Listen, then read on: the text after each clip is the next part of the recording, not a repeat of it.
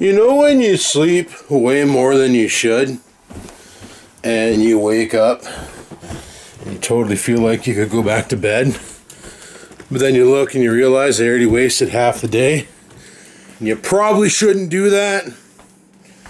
Well, welcome to today, people, because that's exactly how I feel.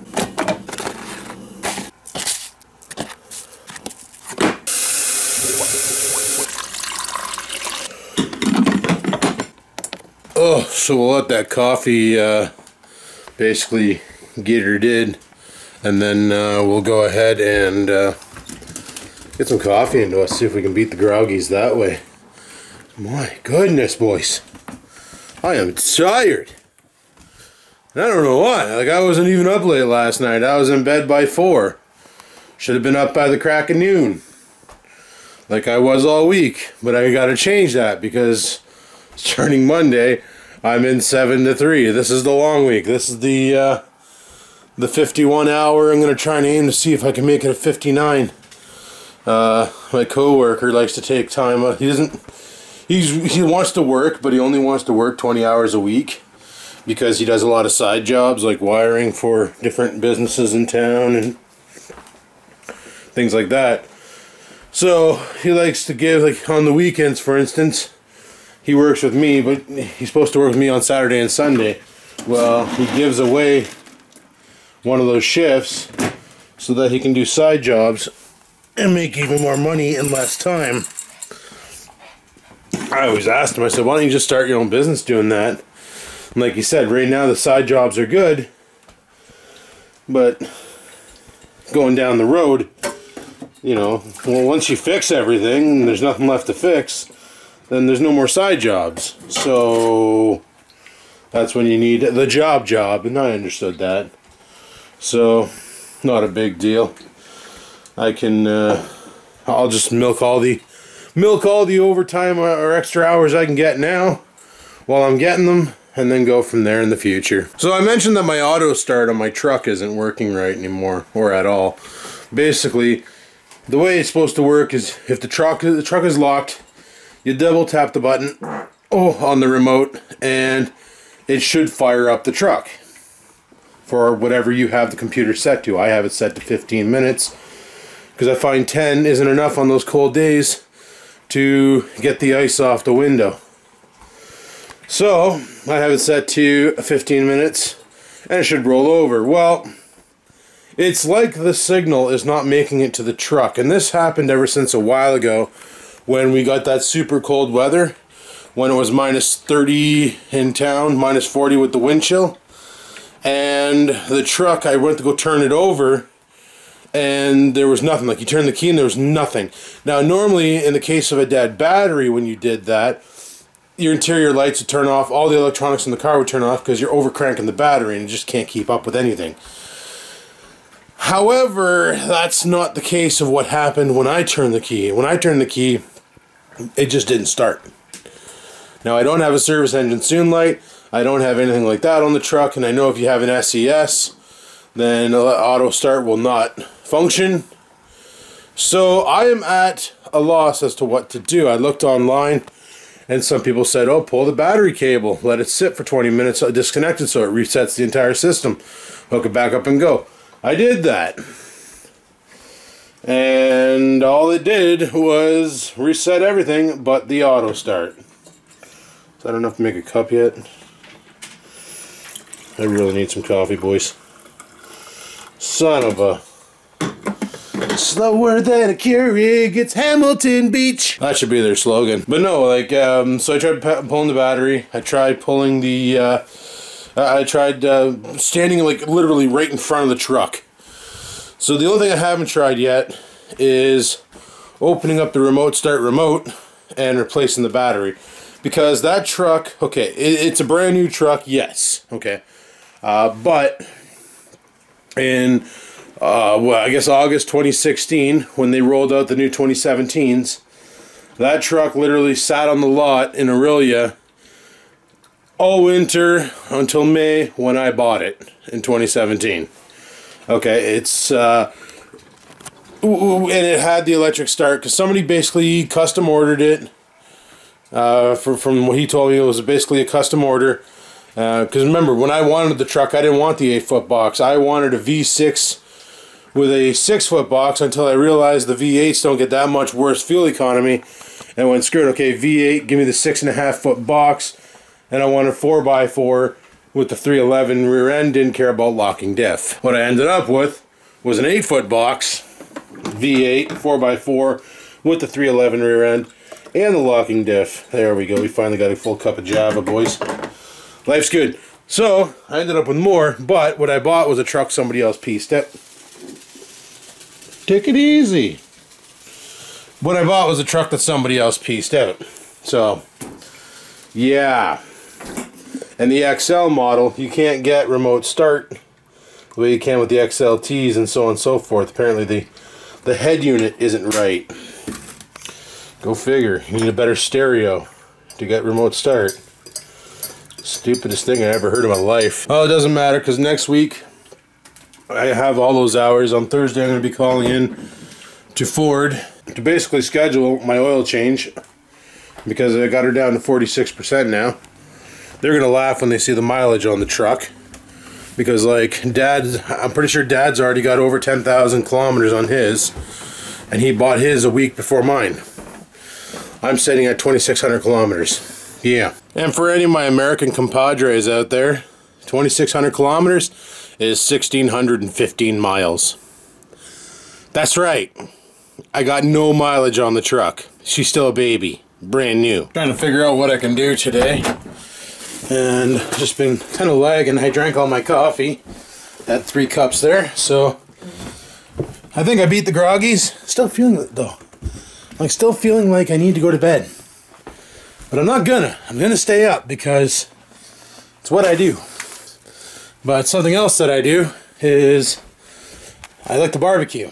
Currently, we have a problem. Barbecue's out of barbecue juice. We got no propanes. And I asked you guys on a previous video, anybody who owns a pickup truck, how the hell do you put a propane tank in the box and not have it flop around and blow up on you? So I gotta go up to the garage. Got a bag of garbage here to throw away. Let's go take a look at the truck and see what we can figure out. She's a warm one today, boys. She's plus 2C, which I believe in Fahrenheit. Don't quote me on this, but I think that's 34F. You know, earlier in the year, I'd be like, oh man, it's only 2 degrees Celsius. It's so brutal. But I don't know what it is with winter. When you've been through a couple days of like minus 20, minus 30, and you get a plus 2, it actually feels like it would in the summer. It's pretty crazy. Well, seeing how all my winter weight is basically gone, all we got is that little bit.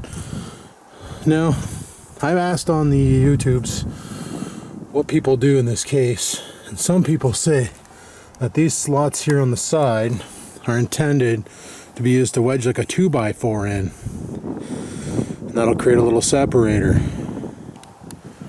You can also buy a thing for up here, like a little hook thing that goes across and makes a separator here too, and they got them in the front end over there as well. So that's a thing apparently.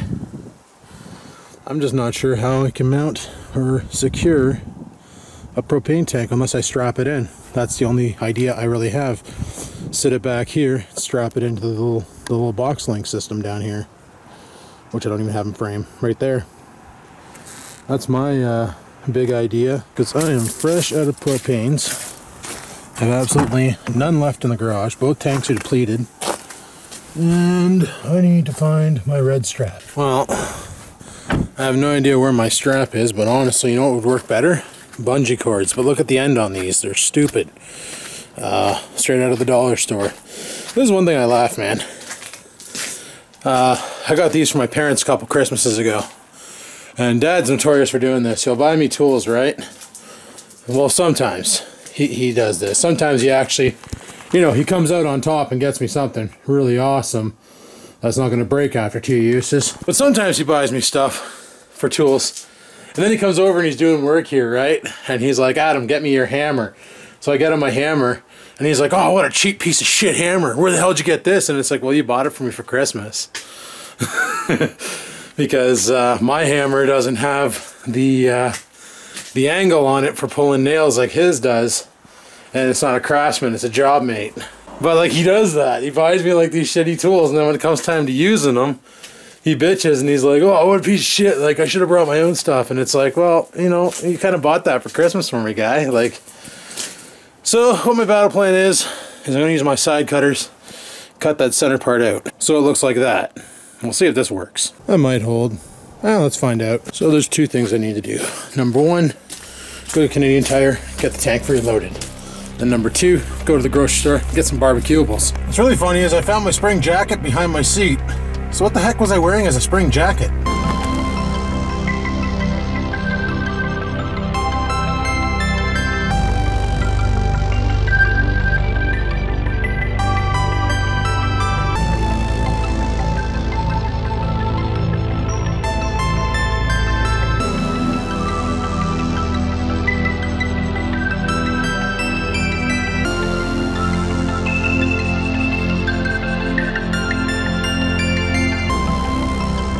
Well, that worked out nicely. Out with the empty and in with a full. We're ready to barbecue. Now we just need some barbecuables. So, yeah, let's go get some of those. Also, I bought some new bungees. They're 10 bucks for a whole slew of them, and they're like these wide band kind. So that should be good. I smell a lot of propane. I'm sure I put this on right because I tried to test fire it and it fired. So, all right. Let's go to the grocery store.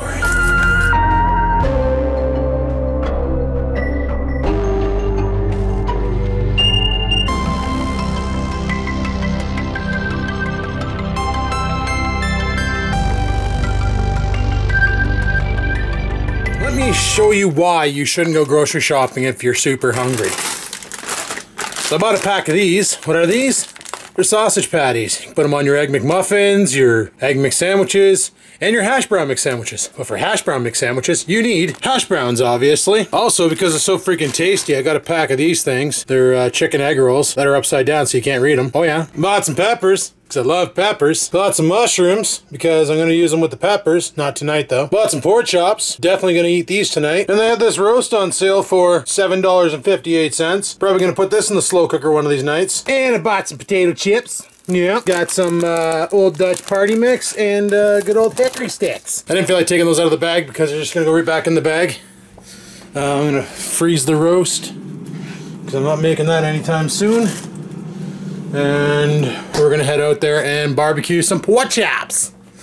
Some good old pork chops. So that bag's empty, that bag's empty. Alright, cool. So, I think we'll saddle up. My feet are freezing right now. I got a soaker while I was out there, stepped in a puddle, and it turned out to be a little mini lake. And needless to say, the old boots took on water. Anyway, let's pitter patter, have at her, head out to the garage, barbecue up some pork chops. Oh yeah, good old barbecue. How I missed thee. So the local beer store finally started carrying this stuff, Miller High Life. Chuch, this is like one of the mains that he drinks. He says it's fantastic. Le champagne de bière, maudit goddess. The champagne of beers, in case you're wondering. Not as strong as the stuff I normally get, being 4.6, but it's tasty stuff, man. I bought a 2-4 last weekend, and I'm still drinking it.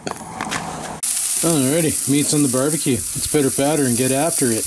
You ever wonder why hot dogs come in a pack of 12, but the buns for the hot dogs come in a pack of 8? In order to get a perfect matching, you'd have to buy 2 packs of hot dogs and 3 packs of buns. Do you think it's a marketing ploy? I really wonder. Anyway, on to more serious things.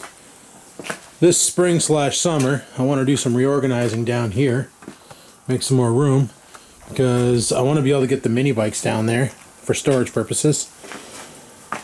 Because I want to turn this garage into a paint booth. And I know the Trans Am will fit in here. I just won't have a lot of room on the sides with the way the state of this thing is. I need to get off my arse and throw away a lot of the broken technology, like that printer over there, and then sort through all these hoses and wires and shit and put them away and basically clear up this side. As for this side, it's just garbage cans, so I can just drill those down there, not a big deal. And, well, I got some beer empties here that I got to bring back that I just haven't gotten around to yet, no big dice. But other than that, it's just like, I'll have room in here, and I was thinking, like, if I just hang drop cloths from, like, the rafters, just staple, that's about all she wrote for staples, because there's no more beams going across. You know, I could just protect everything on the bench, and then do the same back here, and then do the same over here, staple, protect everything on that bench, and then I could easily run my sprayer in here, and any overspray, just have a fan in the window, or a fan in the window, fan over here, or even a fan under here blowing it out, and have that back door open, so that any overspray or anything else gets sucked right out and sent out into the oblivion backyard. That would work nicely too. Just need to do some organizing of shovels and other stupid things that I have that need to get placed places where they're not going to be in the way. It's just, in the winter, I don't feel ambitious enough to do any of this nonsense. So that's why I don't. Literally all I want to do is just sit upstairs and play video games until this freaking cold weather and white shit leaves. But one thing I do have to say is we haven't gotten anywhere near the amount of snow that we normally get in winters. And I'm very thankful for that. Now keep in mind, when I went to buy the truck, I almost bought another car. I was actually looking, I was actually considering even an SUV. Like Ford had a Ford Edge that had about 38,000 kilometers on it. It was a 2012, 38,000 clicks, and it was about $32K. It would have cost, and I was going to put $10K on it. And it was fully loaded. It was the Platinum Edition, had all the bells and whistles, the kick underneath the back bumper if the doors are unlocked, tailgate opens, all that jazz. But I decided I really wanted a pickup truck. I also almost considered doing like my buddy Mike and getting one of those Ford Focus STs there, or RSs, sorry, the all-wheel drive Rally Sport with the turbocharged super engine there, and ripping up the winter with that. And the only reason why I decided against it was when I saw the fuel requirements. Same reason why I thought against getting a turbo boosted or eco boosted truck is the fact that you got to run 91 octane fuel in it, because the high compression running 87 or 89 causes it to detune itself to the point where she's a pretty gutless bucket. And yeah, it's highly not recommended by Ford standards to run anything else but E85 and or 91 octane fuel. So that's why I went with a 5 liter. Mind you, when I first went in there, I was looking at a 3.5 liter V6, which would have been like 289 horsepower, 278 foot-pounds of torque or something like that. So I'm kind of glad I went with what I went with, because looking at that V6, I know a couple guys with them, and they say that they're atrocious on fuel, especially if you're towing, because the engine's working double overtime just to try and get that load going, where the V8 doesn't have to work as hard because she's just a little belligerent torque monkey, which I dig. But I thought about getting a little hot car, a little Focus ST or an RS, all-wheel drive, turbocharged, ready to rock, you know, be like a Ford Subaru, if you will. Kind of, sort of. But then Church was showing me this engine last night that this guy shoehorned into a freaking Ford F-150. It's a 2.7 liter Boxster engine, or Boxer engine. Boxster? I'm not sure. Anyway, the pistons are sideways, so they fire left to right instead of up to down, and that was really bad demonstration of how it works. I should have went like this or like this, but even that looks pretty bad, so just go with it. Anyway, it's a 6-cylinder, but it can run both gasoline and or diesel, and it has different stats for gasoline and or diesel. It puts out about 270 horse with gas, 270 horse at a whopping 490 foot-pounds or 450 foot-pounds of torque. And then when you're running diesel, it puts out 300 horse at 670 foot-pounds of torque. And the best part about this engine is it doesn't have spark plugs. the way the piston configuration works, it's all based on compression ignition. So as the pistons come in, they practically touch each other, compressing the gases so much that they have no choice but to explode and push those pistons back out. Really cool design. And what's really crazy about it is it's a super turbocharged engine. That's crazy. I've only seen one company try that before, and that was Volkswagen with the VR6. They had it supercharged and turbocharged, and it was really unreliable and would blow itself up after 30,000 clicks. But these guys here had it running. And I just like the idea of being able to run diesel. Like, in the summertime, you put diesel in there, and you roll around with a diesel engine, getting fuel economy, and they're saying with gasoline, you'll get 34 miles per gallon, and with diesel, you're upward in the 42. Like, imagine 42 miles per gallon in a pickup truck with that much towing capability, that much power. You'd be unstoppable. It'd be so freaking sweet. You know what's really sweet though? It's the fact that the battery on this camera wants to die again. I should probably go on like eBay or something and see about buying a battery for this thing, because I'm telling you, all the use over the time, she's kind of wearing thin. Mind you, if you think about it, I bought this camera, like, we're 2018. My job expired in 2015.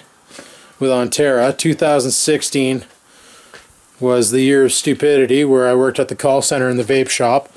2017 is when I started the job I'm on right now. I bought this camera in 2016. This camera is now 2 years old. This is probably the longest running camera that I've used for making YouTube videos. And that's including the Panasonics, the flips, the Canon, the little point and shoot. Never had a Canon camcorder. My brother does, but I never had one. Should probably consider getting one to replace with this thing here, but I don't know, this thing works. Those Canons are cheap, like really cheap, so that'd be the only reason why I'd want to get one. Anyhoozle, these are pretty much cooked. I'm gonna bring them in the house and let's go eat. Well, dinner was fantastic, I do have to say so myself. And I think for the rest of the night, what I'm probably gonna do, I think I'm gonna have a shower, play some PUBG, get to bed at a decent hour. But first, I really need to go for a pee. Oh, that was friggin' needed. Anyway, people, I'm gonna shut her down here, because it is what it is and it's over. So thanks for watching. Hopefully you enjoyed today's video of going to get propane and barbecuing, trying to figure out how we're going to use the truck to do that, and we sort of did, and those new bungees should help in the future for hauling other things that are small and awkward inside of an 8-foot bed. So nice. Anyway, people, on that note, thanks for watching. Hopefully you enjoyed it. If you did, click that like button. Any questions, comments, concerns, down below they go. And until next time, keep on vlogging.